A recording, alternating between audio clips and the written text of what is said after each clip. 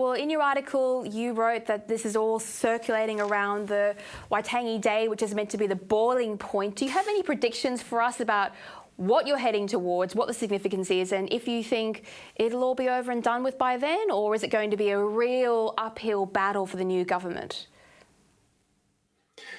Well, I mean, Maritime is traditionally aligned with Labour, but then you've had this rise of just a kind of um, ethno-national kind of national Maori parties, which is kind of severed away from that. So Waitangi Day is always a mess.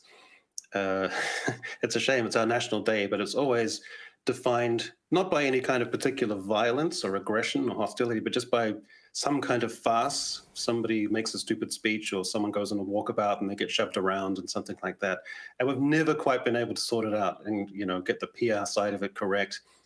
So it's always a hassle and always a drag. And the only good redeeming feature of it is that it happens in the middle of summer when people don't necessarily have to be paying too much attention or there's not too many consequences for it. So yeah, I don't think on either side of the ditch, neither of us really seem to have our National Day quite sorted, at least at the moment. Yeah, well, our National Day used to be fabulous. When I was growing up, Australia Day was great. I mean, there was always that really irritating, tiny little patch of activism for the sake of it, but they were almost non-existent or no one cared about them for a very long period of time. It's only this new Marxist push in schools. We've now got kids who believe quite literally anything, including a random coming apocalypse, which never seems to arrive. But, New Zealand's such a beautiful country, and it used to be quite laid back like Australia. Are you looking forward to perhaps a new era of politics where you can get on with running the country and go back to New Zealand on the world stage as it was before, as a place of beauty and natural wonder and political liberty?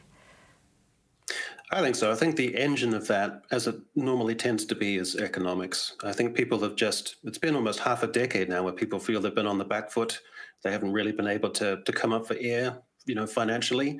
And that creates stresses and tensions, and often they can, exude out into the wider kind of social discourse.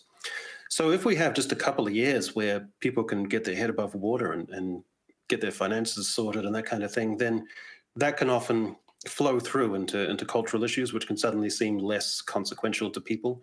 So I think people are just kind of primed a little bit for just some quiet times. I think people have had enough, like the old Chinese curse, you're cursed to live in interesting times.